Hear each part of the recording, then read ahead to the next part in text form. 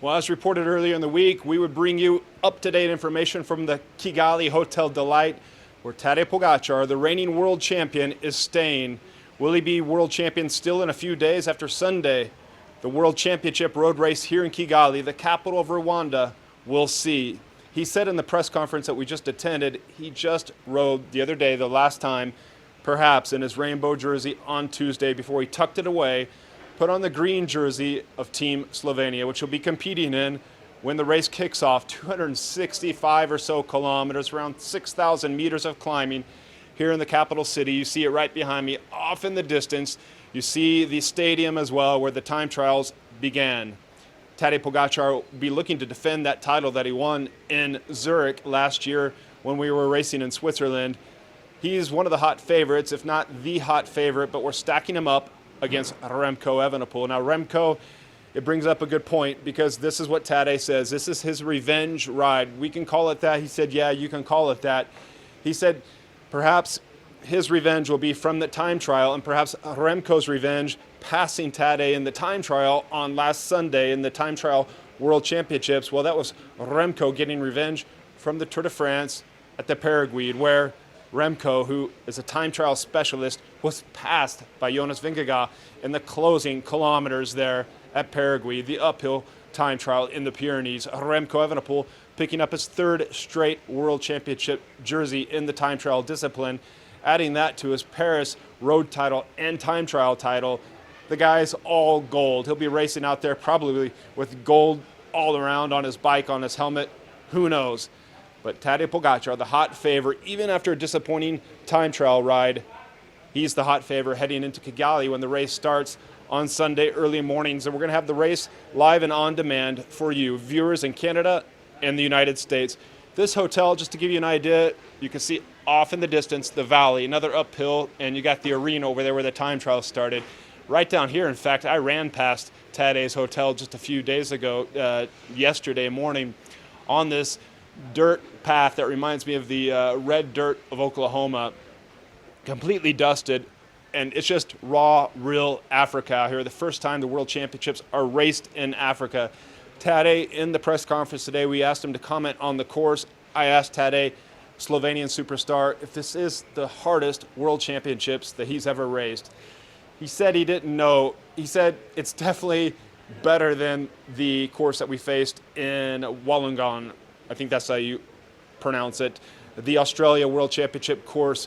When I was down there, Remco was down there. Remco picked up his rainbow jersey. Tadej said that course was just a joke. I'm sorry to whoever designed it. I'm sorry to the Australians, but it wasn't a good World Championship course. He said in terms of climbing, the altitude, that this World Championships could be and possibly is the hardest race course.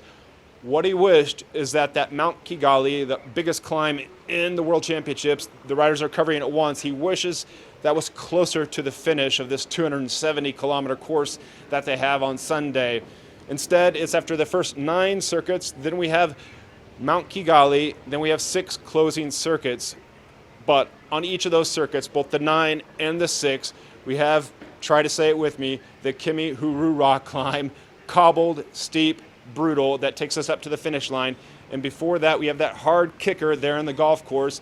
And we should see that kicker and the Kimi Huru rock climb make a difference in deciding the world champion on Sunday. The gold medal, Tadej Pogačar, racing to defend the jersey. And what I saw there from Tadej is a refreshed, rebooted Tadej, because we knew it heading in to the last week of the Tour de France. He looked a little bit kind of deflated, just doing the motions. We've all been there, clocking into a job where our heart's not really into it. And that seemed to be the case with Tadej Pogačar in that final week of the Tour de France.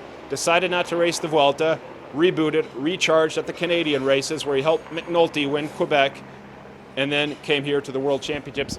We hear the helicopter right over here because the under-23 women are racing at the moment. Our first road race of this string of road races that we have leading up to the big one on Sunday. Tadej will go in there with a strong team that includes Primož Roglič and several supporting riders. It's clear, though, we heard from the team coach, team director, that Tadej is the rider. He's the rider. They're all circling around. Primož will have his opportunities, but it's all about Tadej in Sunday's race course. Tadej, of course, looked to the other competitors. He mentioned Tom Pidcock. Of course, he mentioned Remco Evenepoel. But he has the pressure, and he realizes he has the pressure on his shoulders to kind of come here and do something. He talked about the atmosphere, the unique atmosphere of racing and riding here in Rwanda, and even talked about trying to get that KOM, not revenge from the Remco Evenepoel defeat, but revenge on the rider that we saw on his social media that was staying with him and Erska as partner on a training ride the other day, because the locals, well, they get around by bicycles. Some of them use the bicycles as taxis.